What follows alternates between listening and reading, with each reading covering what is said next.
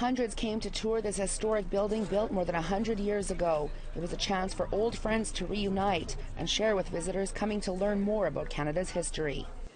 No matter how little freedom you got, like in our case, it was huge compared to where you just come from. The Assiniboia Residential School was in operation from the late 1950s through the early 1970s. It was a children's home before that. Mabel Hart Horton remembers coming here in 1962 at 11 years old. Memories of her time here came flooding back. Because of the smudging and the healing part of it, it's very emotional. Hart Horton was only able to visit family during the summer months in her home community, the Nistisewayasi Cree Nation, 900 kilometers away. She remembers being lonely and not being able to speak to her family members who were attending this same school.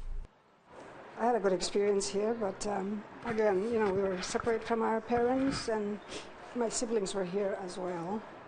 The Assiniboia Residential School first opened its doors to First Nation children in 1958. At the time, 97 students were enrolled.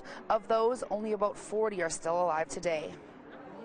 Theodore Fontaine was one of the students enrolled for the school's first year.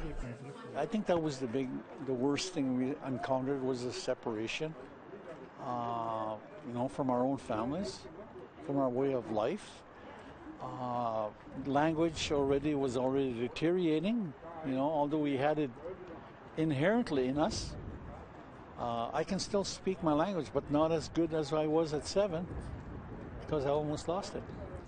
Today, this building is the Canadian Centre for Child Protection. It's fitting given the dark history of residential schools in Canada, says this survivor.